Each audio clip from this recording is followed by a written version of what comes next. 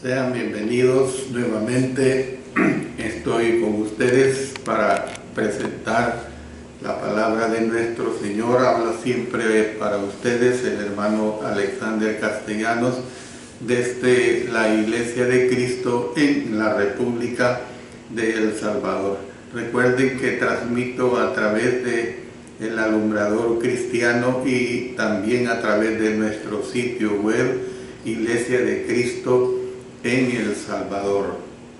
Vamos siempre a pedir la dirección de nuestro Señor a través de la oración. Padre Celestial, nuevamente nos dirigimos ante ti para presentar agradecimientos y para pedirte dirección a través del Espíritu Santo en lo que estaré presentando por medio de este mensaje de tu palabra. Que me des facilidad de expresión y también que sea siempre para mucha edificación de quienes escuchen, y que la honra y gloria sea para ti. En el nombre de nuestro Señor Jesucristo. Amén. Amén. Como ustedes lo saben, desde hace ya bastante tiempo estoy presentando la serie sobre la adoración y estoy en la lección 23, que estoy tocando el tema sobre la cena del Señor. Ahora vamos a ver de esta lección 23 la parte tercera, y lo último que estuvimos estudiando fue precisamente cómo hemos de comer y cómo hemos de beber, y ya lo expresé primeramente que es con orden, y ahora vamos a seguir con la parte que corresponde precisamente en qué orden. Yo siempre les pido a ustedes que pongan especial atención a estos estudios, porque son estudios estrictamente doctrinales, son estudios muy interesantes para la Iglesia del Señor. En relación con el orden en la participación de la Cena del Señor, se plantea una pregunta que dice: ¿cuál ha de ser tomado primero, el pan o el fruto de la vid? Dos de los relatos del Evangelio y la carta del apóstol Pablo a los Corintios aseveran que el pan era comido primero, seguido de beber del fruto de la vid.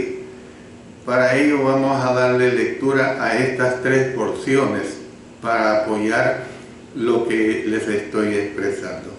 Vamos primeramente a Mateo capítulo 26, versos 26 al 28. Y mientras comían, tomó Jesús el pan y bendijo y lo partió y dio a sus discípulos y dijo: tomad, comed, esto es mi cuerpo. Y tomando la copa y habiendo dado gracias, les dio, diciendo: bebed de ella todos, porque esto es mi sangre del nuevo pacto, que por muchos es derramada para remisión de los pecados. Ahora vamos a Marcos 14, versículos 22 al 24. Y mientras comían, Jesús tomó pan y bendijo, y lo partió y les dio, diciendo: tomad, esto es mi cuerpo. Y tomando la copa y habiendo dado gracias, les dio, y bebieron de ella todos. Y les dijo: esto es mi sangre del nuevo pacto, que por muchos es derramada. Y luego leemos en 1 Corintios capítulo 11, versos 23 hasta el 25.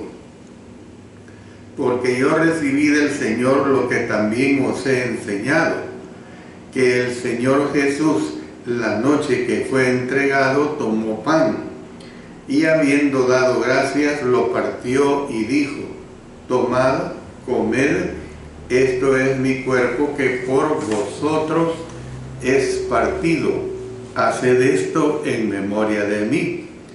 Asimismo tomó también la copa después de haber cenado, diciendo, esta copa es el nuevo pacto en mi sangre, haced esto todas las veces que la bebiereis en memoria de mí. Como ustedes pueden ver, la similitud de estos tres textos, estas tres porciones, es enorme. Pero sigamos documentando esto que les estoy diciendo. Lucas hizo mención de la copa primero, luego el pan y luego la copa. Dice en Lucas capítulo 22, desde el versículo 17 hasta el 20, y habiendo tomado la copa, dio gracias y dijo, tomad esto y repartidlo entre vosotros, porque os digo que no beberé más del fruto de la vida hasta que el reino de Dios venga. Y tomó el pan y dio gracias, y lo partió y les dio, diciendo, esto es mi cuerpo que por vosotros es dado, haced esto en memoria de mí. De igual manera, después que hubo cenado, tomó la copa, diciendo, esta copa es el nuevo pacto en mi sangre que por vosotros se derrama. Ustedes pueden ver que el relato de Lucas difiere de los otros dos por dos posibles razones. La primera, algunos creen que Lucas mencionó el beber de la copa al final de la Pascua. Luego registró la institución de la Cena del Señor. La otra posibilidad es que Jesús presentara la copa primero, pero los apóstoles no la bebieron hasta después de comer el pan y después de que Jesús explicara el significado de la copa.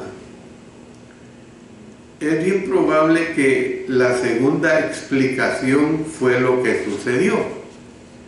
No se hizo provisión alguna para que se bebiera del fruto de la vid como parte de la fiesta de la Pascua.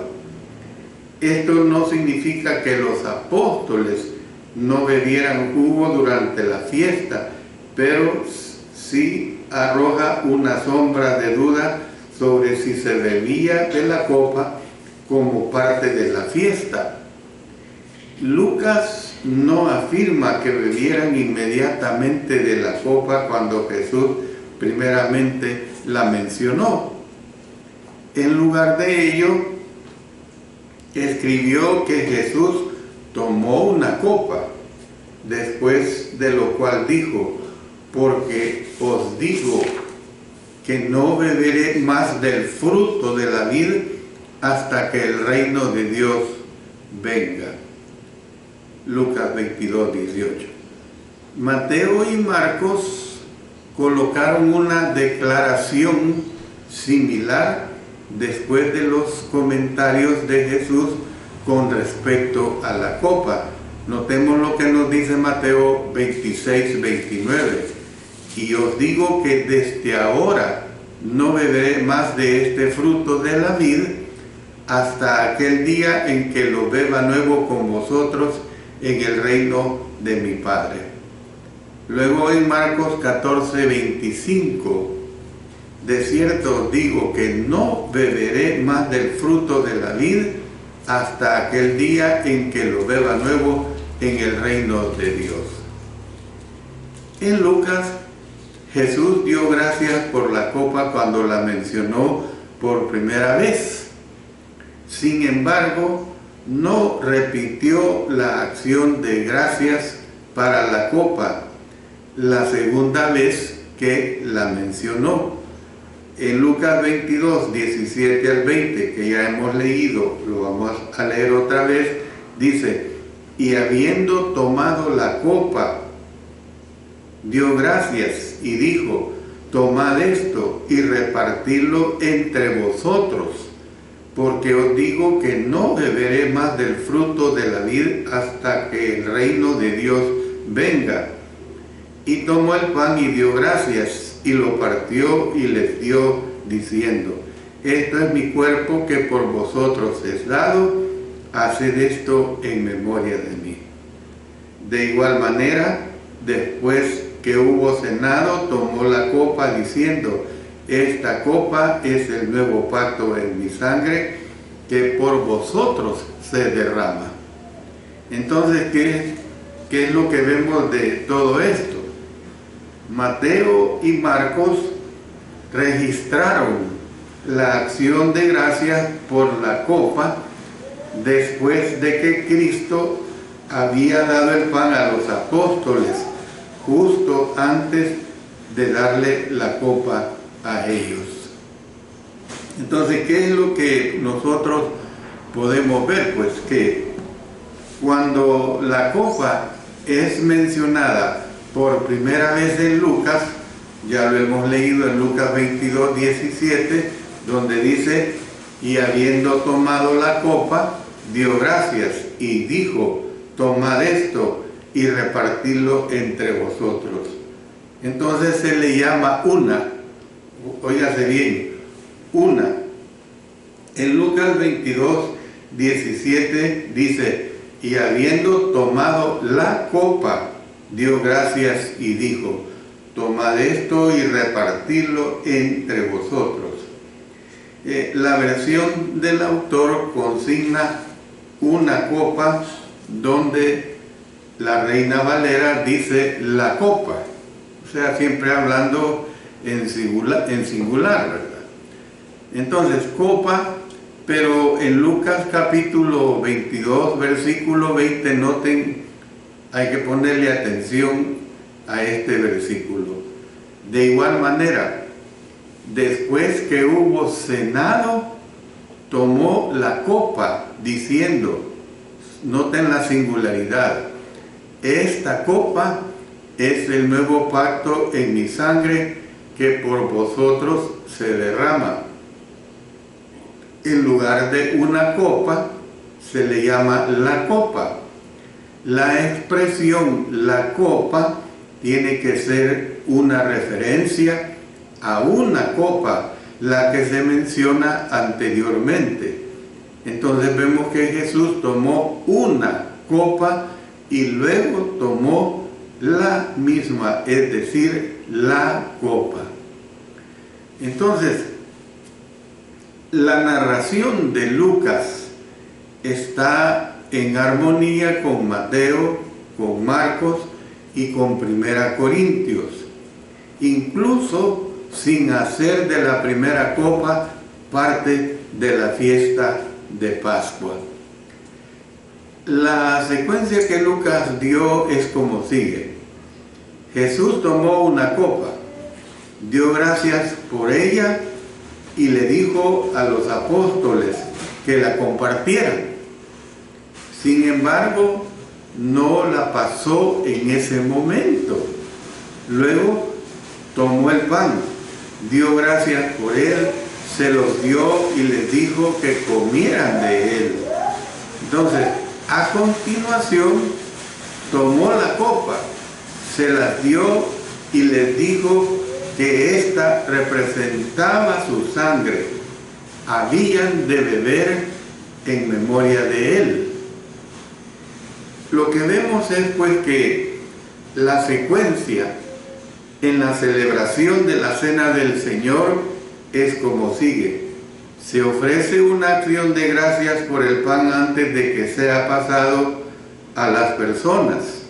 Luego, el fruto de la vid es pasado a las personas después de dar gracias por él.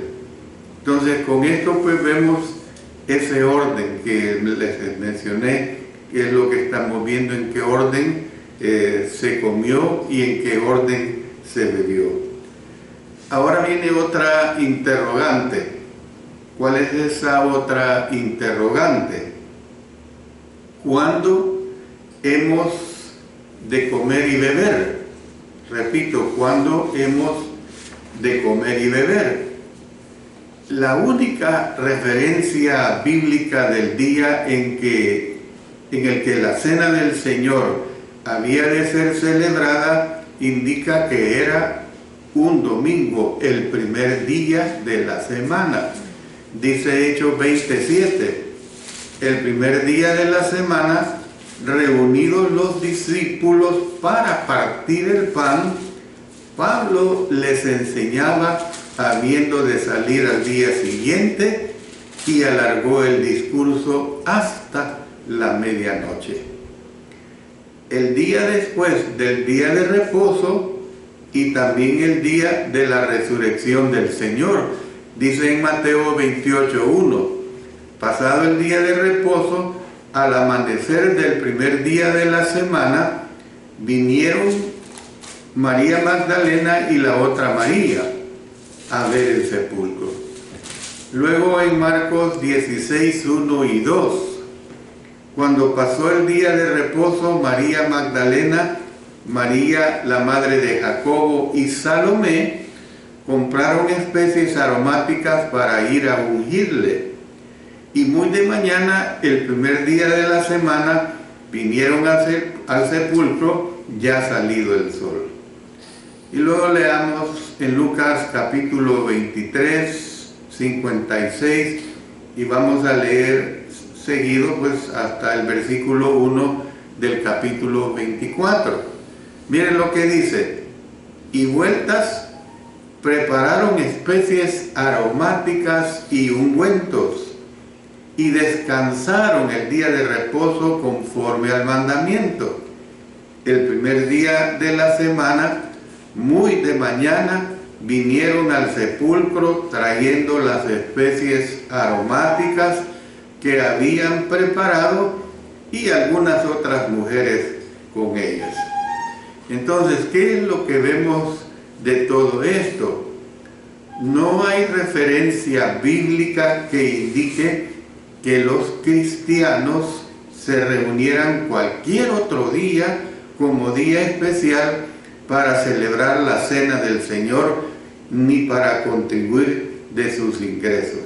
Por eso dice en 1 Corintios 16:2, cada primer día de la semana, cada uno de vosotros ponga aparte algo según haya prosperado, guardándolo para que cuando yo llegue no se recojan entonces ofrendas. ¿Qué es lo que vemos, hermanos y hermanas? Que todas las referencias de cuando Jesús y el apóstol Pablo hablaron en el día de reposo, miren lo que dice Mateo 12, 9 y 10. Pasando de ahí, vino a la sinagoga de ellos, y he aquí había ahí uno que tenía seca una mano, y preguntaron a Jesús para poder acusarle. Luego dice en Marcos 1:21, dice: y entraron en Capernaum, y los días de reposo, póngale cuidado, los días de reposo, entrando en la sinagoga, enseñaba. Vamos a Lucas capítulo 4 y leamos los versos 16 y 31.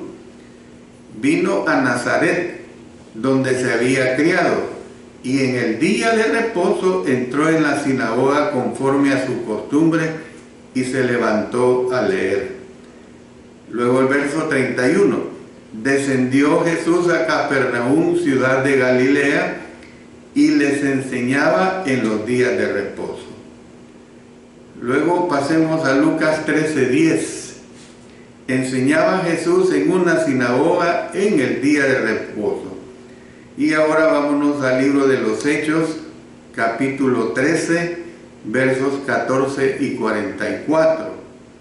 Ellos, pasando de Perge, llegaron a Antioquía de Pisidia y entraron en la sinagoga un día de reposo y se sentaron.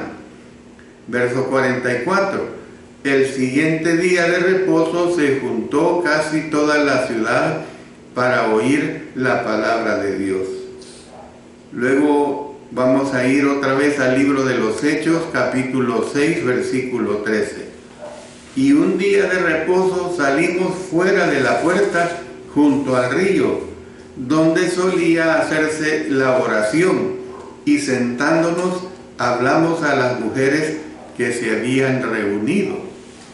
Y en Hechos capítulo 17, verso 2, y Pablo, como acostumbraba, fue a ellos, y por 3 días de reposo discutió con ellos, o sea, 3 semanas, esperando el día de reposo de cada una de las semanas. Y luego en Hechos 18:4, y discutía en la sinagoga todos los días de reposo y persuadía a judíos y a griegos. Entonces, ustedes pueden ver que incluyen discursos presentados a los judíos y no a los cristianos.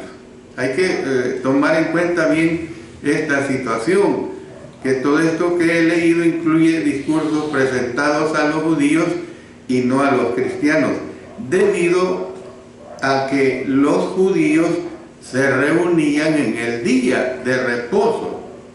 Este era un buen momento para predicarles. Y esta es la situación que nosotros tenemos que comprender claramente.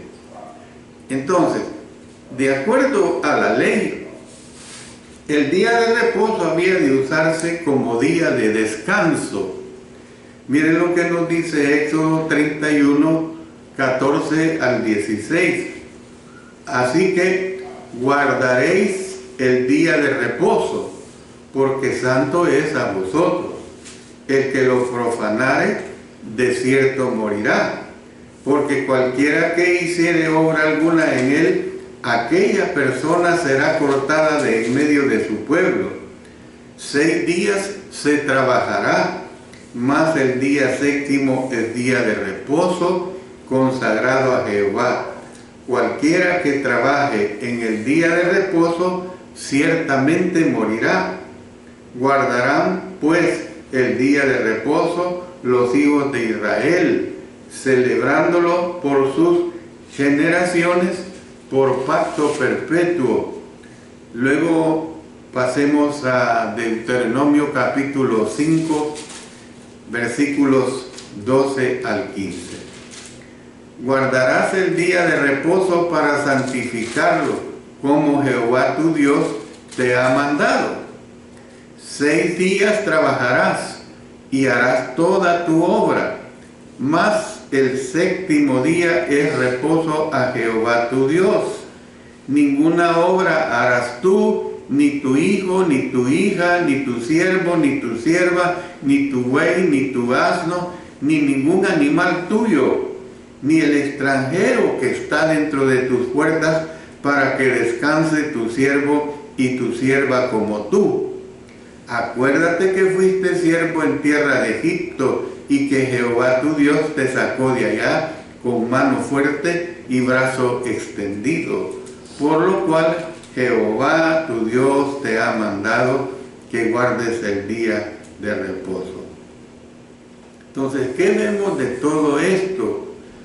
Había de celebrarse como un día especial conmemorativo de la liberación de Israel de parte de Dios de la esclavitud en Egipto. Ya lo hemos leído en el verso 15 de Deuteronomio 5. Acuérdate que fuiste siervo en tierra de Egipto, y que Jehová tu Dios te sacó de allá con mano fuerte y brazo extendido, por lo cual Jehová tu Dios te ha mandado que guardes el día de reposo. Entonces, ¿qué vemos?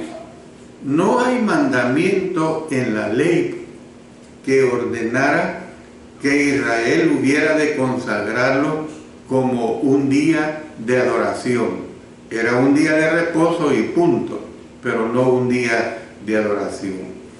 Algunos han llegado a la conclusión de que debido a que el mandamiento decía acuérdate del día de reposo para santificarlo, miren lo que dice Éxodo 28.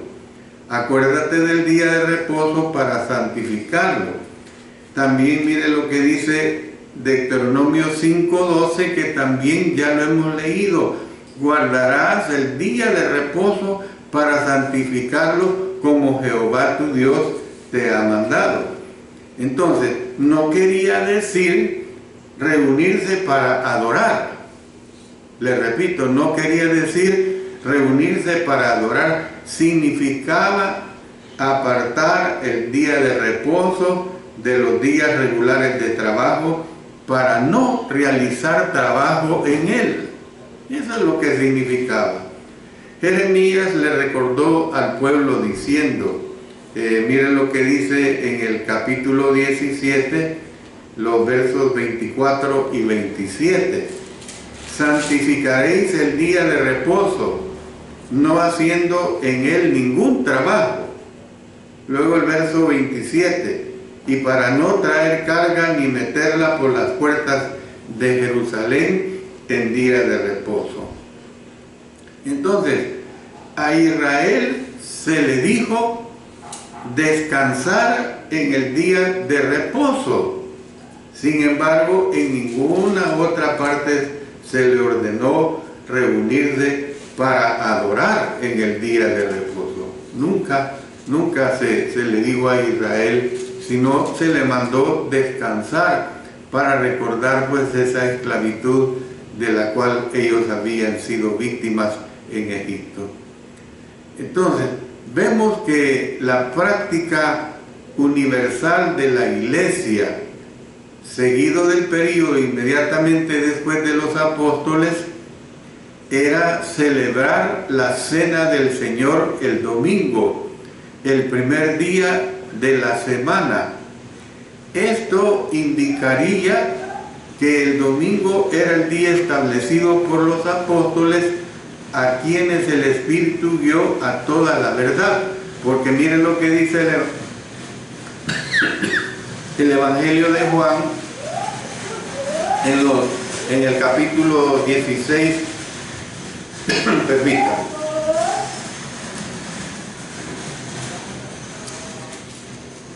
Evangelio de Juan capítulo 16, versos 13 y 14. Pero cuando venga el Espíritu de verdad, Él os guiará a toda la verdad, porque no hablará por su propia cuenta, sino que hablará todo lo que oyere, y os hará saber las cosas que habrán de venir. Él me glorificará, porque tomará de lo mío y os lo hará saber. Entonces, con la ayuda del Espíritu, pudieron instruir a los convertidos a guardar todas las cosas que Jesús les había ordenado enseñar. Por eso dice en Mateo capítulo 28, versículos 19 y 20, por tanto, id y haced discípulos a todas las naciones, bautizándolos en el nombre del Padre y del Hijo y del Espíritu Santo, enseñándoles que guarden todas las cosas que os he mandado, y he aquí yo estoy con vosotros todos los días hasta el fin del mundo. Amén.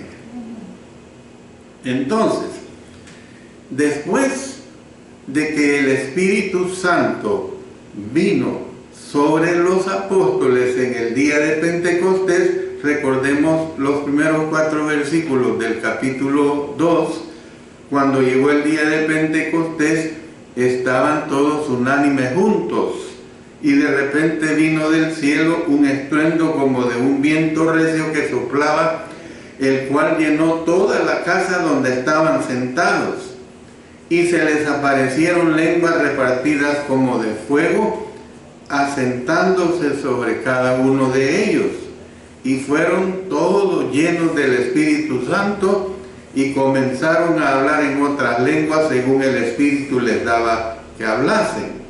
Entonces, después que el Espíritu Santo vino sobre los apóstoles en el día de Pentecostés, enseñaron la palabra de Dios a las personas.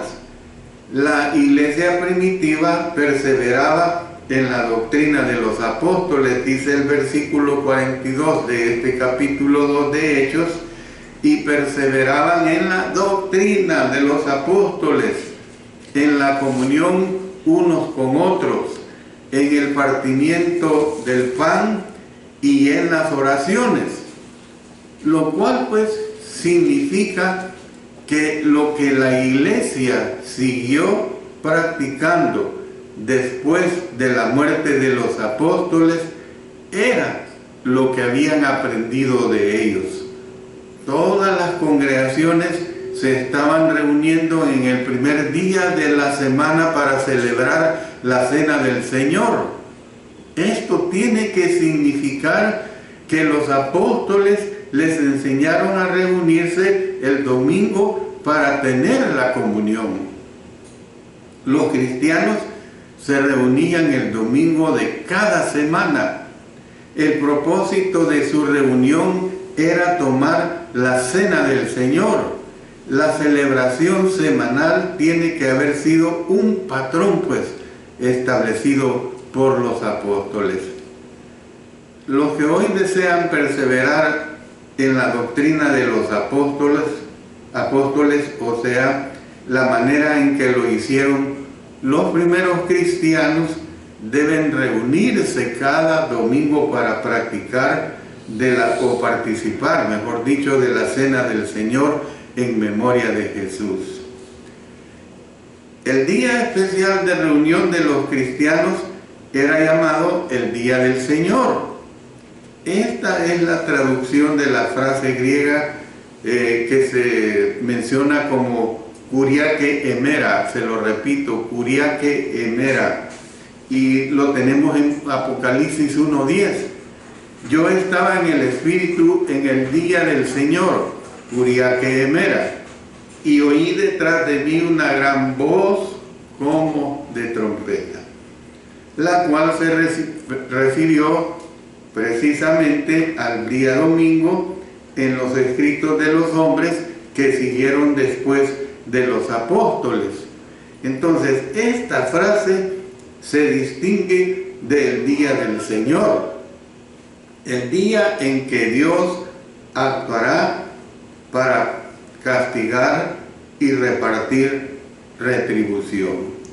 Al domingo pues se le llama el día del Señor, porque este era un día especial para que los cristianos mostraran respeto a Jesús en la participación de la Cena del Señor. Basados en los escritos de Justino Mártir, sabemos que los cristianos desde el siglo II se referían al primer día de la semana, y esto está también documentado en el libro Diálogo de Justino Mártir, precisamente como el día domingo. Este era el día en que se reunían para orar, para leer las Escrituras, para compartir en comunión y para dar sus ingresos.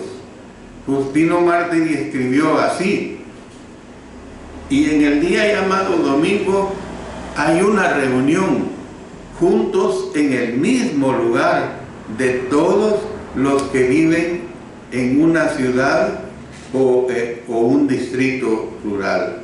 Esto está comprendido en su libro de Justino Mártir llamado Apología. Bueno, más tarde los autores testificaron la misma verdad de que el domingo, el primer día de la semana, era un día especial para que los cristianos se reunieran con el fin de recordar el sufrimiento y la resurrección de Jesús. Desde entonces, los cristianos se han reunido cada domingo, el primer día de la semana, para celebrar la Cena del Señor. Se reunían otros días, sin embargo, el día en el que participaban de la Cena del Señor era el domingo, o sea, el día del Señor, su día, pues. porque en ese día conquistó victoriosamente la muerte en beneficio de la humanidad. Como resumen de todo esto, puedo decir, mis hermanos y hermanas, que los cristianos tienen un día especial en el cual se reúnen para recordar a Jesús por medio de comer el pan y beber el fruto de la vida. Entonces, hemos de hacer esto cada domingo, el primer día de la semana. De esta manera, nosotros honramos y veneramos al que sufrió por nosotros, para que pudiéramos tener nuestros pecados perdonados y tener vida eterna con Él en el cielo. Esta pues es una simple y hermosa manera de recordar a Jesús y demostrar su muerte hasta que venga de nuevo. Pero a continuación tengo un anexo de 2 preguntas, porque es importante tomar en cuenta esto. ¿Por qué les digo?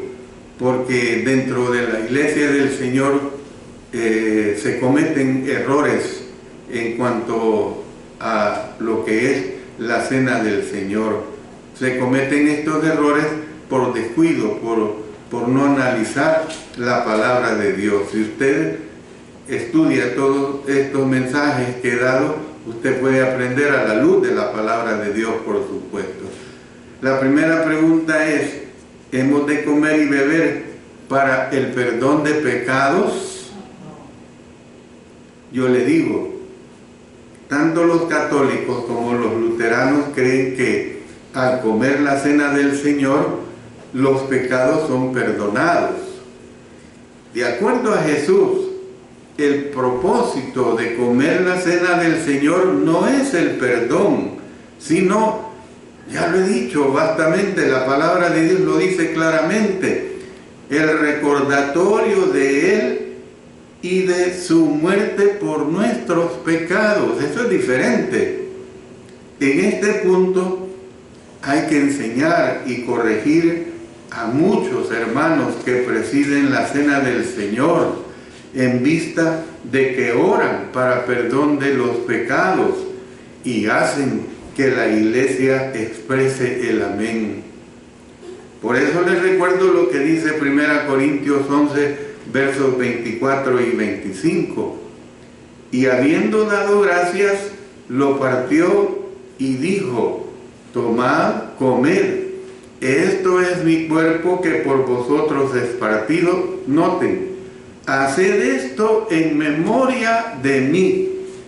Asimismo tomó también la copa después de haber cenado, diciendo: esta copa es el nuevo pacto en mi sangre. Haced esto todas las veces que la bebiereis en memoria de mí.